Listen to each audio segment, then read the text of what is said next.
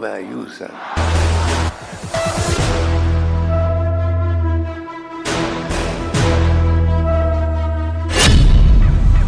6 फरवरी को ईरान पर हमला, बातचीत शुरू, बगल में बारूद।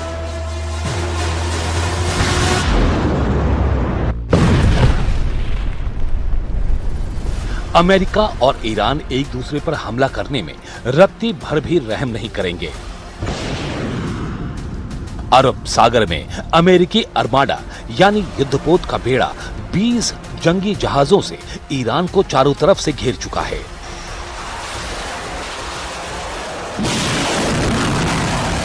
उधर ईरान हर तरफ से घिरने के बावजूद अपनी मिसाइल पावर, ड्रोन और लड़ाकू स्पीड बोट से अमेरिकी सेना पर सीधा हमला करने को तैयार है।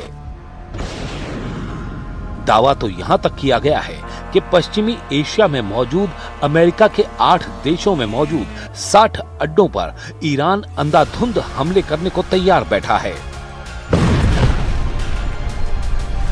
कुल मिलाकर 40 से 50 हजार अमेरिकी सैनिक अकेले मिडिल ईस्ट में ही ईरानी हमले के निशाने पर आ चुके हैं।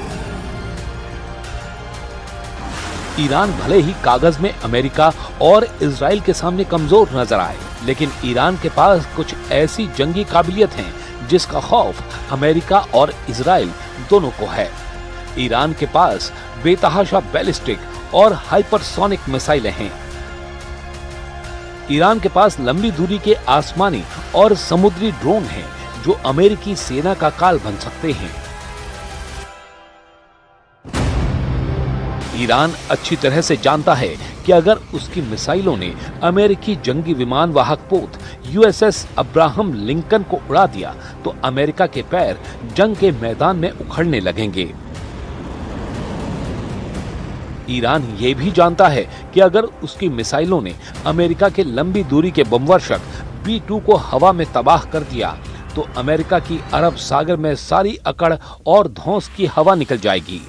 यही वजह है कि ट्रंप ईरान पर हमला करने से ज्यादा बातचीत का रास्ता खोज रहे हैं।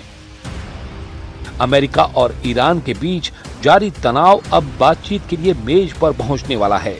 अमेरिकी राष्ट्रपति डोनाल्ड ट्रंप का कहना है कि उनका एडमिनिस्ट्रेशन ईरान के साथ बातचीत कर रहा है, जबकि इंटरनेशनल न्यूज एजेंसियों का कहना है कि ईरान के विदेश मंत्री अब्बास रक्काची और यूएस प्रेसिडेंट के स्पेशल एनवॉय स्टीव विटकॉफ 6 फरवरी को इस्तांबुल में मिलेंगे। व्हाइट हाउस में रिपोर्टर्स से बात करते हुए यूएस प्रेसिडेंट ने कहा कि बड़े अमेरिकन जहाज ईरान की तरफ बढ़ रहे हैं। उन्होंने ये भी कहा कि ईरान के साथ हमारी बातचीत भी चल रही है, देखते हैं क्या होता है। ट्रंप ने ये भी चेतावनी दी कि अगर ईरान के साथ बातचीत फेल हो जाती है तो कुछ बुरा हो सकता है। American news website Exxon Mobil ने ईरानी फॉरेन मिनिस्ट्री के 2 सोर्स का हवाला देते हुए दावा किया था कि अब्बास अराक्ची और स्टीव विटकॉफ ईरान के न्यूक्लियर प्रोग्राम को लेकर इस्तांबुल में बातचीत करेंगे। ईरानी न्यूज एजेंसी फोर्स ने एक अनजान ऑफिशियल सोर्स का हवाला देते हुए बताया कि ईरानी प्रेसिडेंट ने ईरान के न्यूक्लियर प्रोग्राम पर अमेरिका के साथ बातचीत शुरू करने का आदेश दिया है। ईरान के सरकारी अखबार ईरान और सुधारवादी डेली शर्क ने भी यही छापा है, लेकिन अगर बातचीत फेल हो गई तो ईरान के टारगेट पर अमेरिकी अड्डे प्राइम टारगेट होंगे। 60 अमेरिकी अड्डों पर हमले का आदेश, खामेनेई ने दिया आखिरी आदेश। ये बात अमेरिका और इजराइल अच्छी तरह से जान चुके हैं कि अगर ईरान पर हमला किया तो ईरान का पलटवार बहुत ही व्यापक और विनाशक हो सकता है। इस वक्त ईरान को रूस और चीन से सैटेलाइट और खुफिया जानकारियां मिल रही हैं, जबकि अरब सागर में मौजूद चीनी युद्धपोत ईरान को अमेरिकी युद्धपोत अब्राहम लिंकन की पल पल की खबरें दे रहा है। बंदर अब्बास जैसे ईरानी बंदरगाहों वाले इलाके पर 1000 से ज्यादा आत्मघाती स्पीड बोट हमले को तैयार हैं। मिसाइलें और ड्रोन भी हमले को तैयार हो चुके हैं। एक रिपोर्ट के मुताबिक मध्य पूर्व में अमेरिका के लगभग 40,000 से 50,000 सैनिक तैनात हैं। हाल ही में USS Abraham Lincoln aircraft carrier के आने से करीब 5,700 अतिरिक्त सैनिक इस क्षेत्र में जुड़े हैं। उस हिसाब से पश्चिमी एशिया में 60,000 के करीब अमेरिकी सैनिक मौजूद हैं। जो पूरी तरह से ईरानी सेना के निशाने पर आ चुके हैं।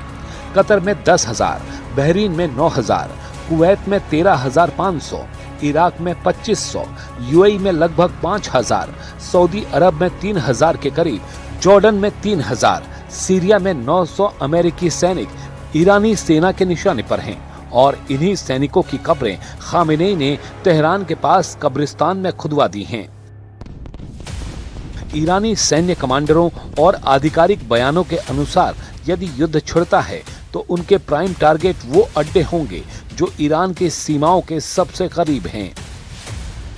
अल उदीद एयरबेस, चूंकि यहां से अमेरिका के सबसे खतरनाक लड़ाकू विमान और बॉम्बर उड़ान भरते हैं, यहां ईरान की बैलिस्टिक मिसाइलों का पहला निशाना हो सकता है। 5वीं फ्लीट बहरीन, ईरान अपनी स्मार्ट मिसाइलों और सुसाइड ड्रोन से फारस की खाड़ी में खड़े अमेरिकी युद्धपोतों को निशाना बनाने की धमकी दे चुका है। एन अल असद इराक, इतिहास गवाह है कि 2020 में कासिम सुलेमानी की मौत के बाद ईरान ने सीधे इसी बेस पर मिसाइलें दागी थीं। स्ट्रेट ऑफ हॉर्मुज, हालांकि ये कोई बेस नहीं है, लेकिन ईरान इसे ब्लॉक करके अमेरिकी नेवी को सीधे चुनौती दे सकता है। अल दफरा यूएई, अपनी आधुनिक टोही प्रणालियों और निगरानी ड्रोन्स की वजह से ये भी ईरान की सूची में ऊपर है। ईरान ने हाल ही में एक वीडियो जारी किया है जिसमें उसने इन सभी ठिकानों को अपनी मिसाइल रेंज में दिखाया। अमेरिका ने इसके जवाब में अपने पैट्रियट और थर्ड मिसाइल डिफेंस सिस्टम को अलर्ट पर रखा है।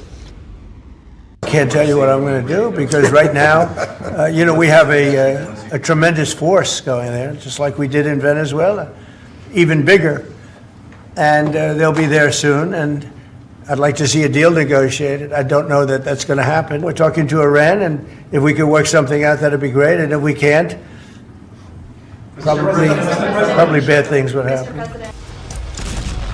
ऐसे में अब देखना होगा कि ऐसे हालात में क्या अमेरिका ईरान बातचीत में फेल होने पर एक दूसरे पर हमला करते हैं या नहीं।